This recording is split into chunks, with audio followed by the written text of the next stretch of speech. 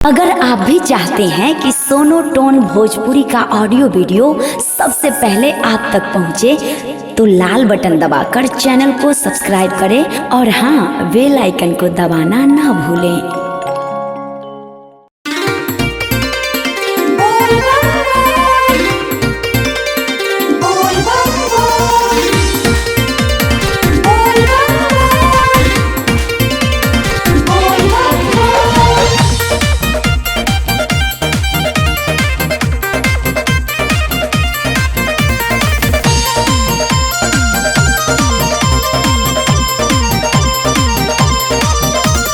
सज धज कांवरियों की निकली है झांकी, निकली है झांकी, निकली है झांकी। कोई दो जरा सा बलम फोटोग्राफी, हाँ फोटोग्राफी, हाँ फोटोग्राफी। सज धज कांवरियों की निकली है झांकी, कोई दो जरा सा बलम फोटोग्राफी।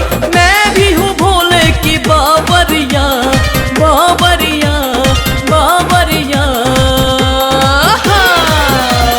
केसरिया रे केसरिया, रंग चढ़ा है मुझ पे केसरिया। केसरिया रे केसरिया, रंग चढ़ा है मुझ पे केसरिया। बोल बम, बोल बम।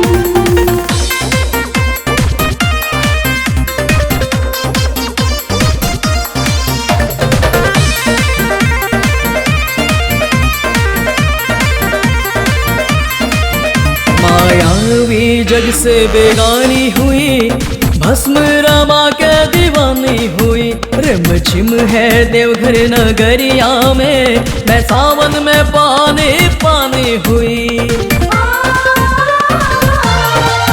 मायावी जग से बेगानी हुई, भस्म रमा के दीवानी हुई। रिम झिम है देवघर नगरिया में, मैं सावन में पानी पानी हुई।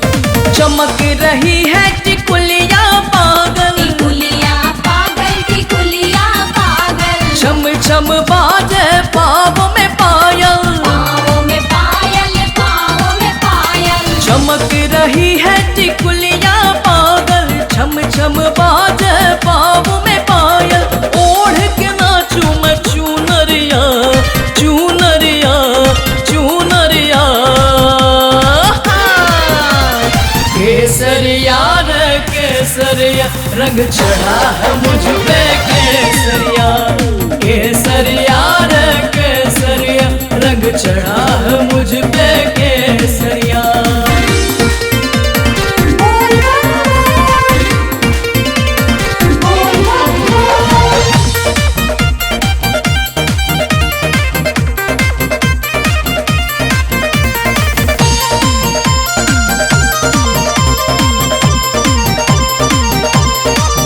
साधु संत आए जोगी बड़े, भोले के दर्शन को है खड़े। इनका आशीष भी ले लूं जरा, जिनके वरदानों से झोली भरे।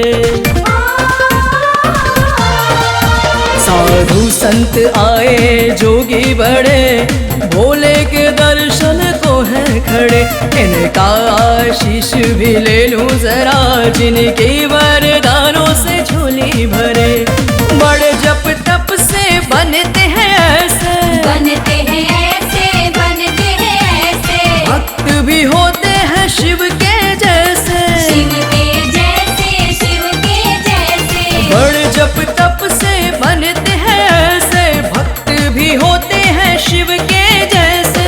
हटे ना इनसे नजरिया, नजरिया, नजरिया। केसरिया रे केसरिया, रंग चढ़ा है मुझ पे केसरिया। केसरिया रे केसरिया, रंग चढ़ा है मुझ पे केसरिया। सज धज कांवरियों की निकली है झांकी, कई दो जरा सा बलम फोटोग्राफी। मैं भी हूँ भोले की बाबरिया, बाबरिया, बाबरिया। केसरिया रे केसरिया, रंग चढ़ा है मुझ पे केसरिया। केसरिया रे केसरिया रंग चढ़ा है